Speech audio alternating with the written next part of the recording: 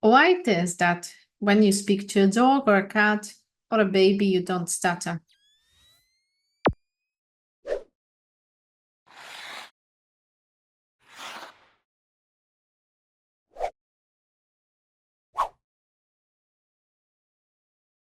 The answer to this question is, once again, very simple. And I'm trying to speak here in a very simple terms, giving very simple examples so you can understand it and see these dynamics, see how this plays out in your daily experience, in your daily speaking situations.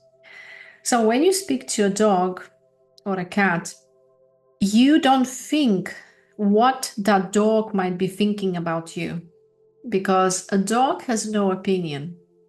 When you're certain dog is not going to judge you in any way, your mind becomes very still. You feel safe. Inside, you feel safe. There is no holding back.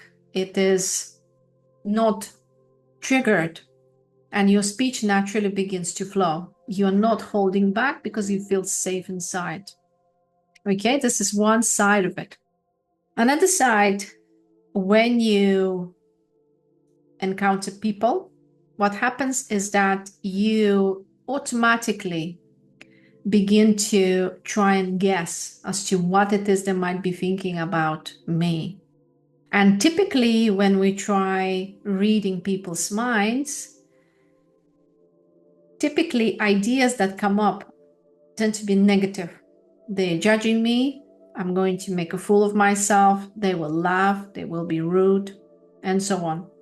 And when you say this to yourself, when you make this negative predictions, when you have this negative anticipation that another person will necessarily react negatively towards you, will judge you, you immediately close up inside.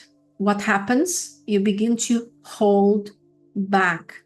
The reaction of holding back gets activated. And when reaction of holding back gets activated, naturally your speech is affected.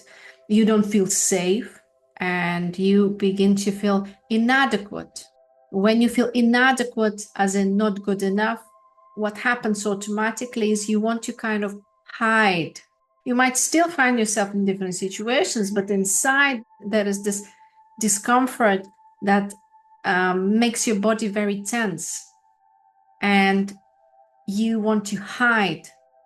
You don't want to show yourself fully.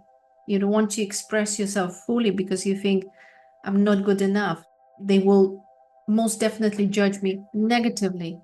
And this is when stuttering begins to appear. Stuttering or stuttered speech is a feeling. It starts as a feeling within you.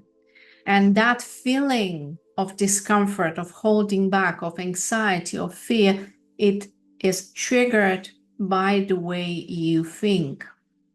And here I would like to emphasize a very important point. When you try to guess other people's minds, I want you to see this very clearly, that everything that you think they think about you, essentially, this is your own voice in your own head saying this to you. You are saying this to yourself.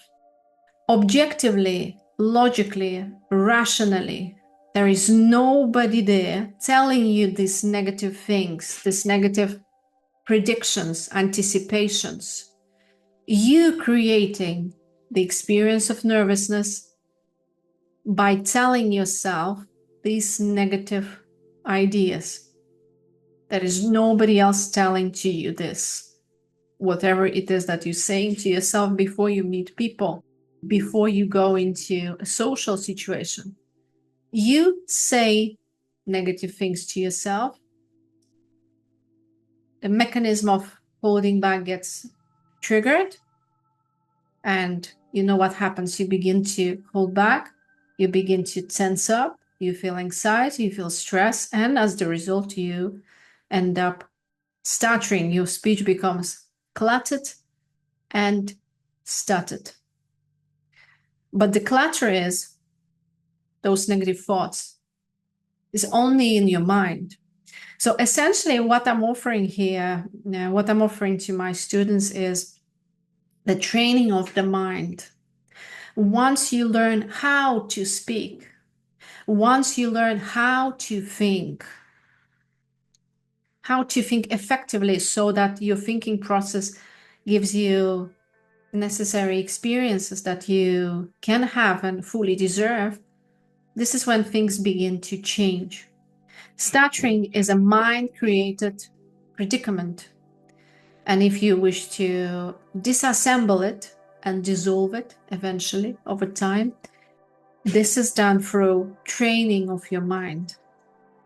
And once again, coming back to opinion of other people, my advice is next time you go into a speaking situation, choose to say to yourself something different instead of a typical narrative of they're going to judge me, they're going to laugh at me. Try to say on purpose something different, something more positive, something more life-affirming to yourself, and see how your experience will begin to change. Never try to guess people's minds. It's not possible, even though you try. What is important here is what you choose to say to yourself. So choose wisely next time. Thank you very much and see you again.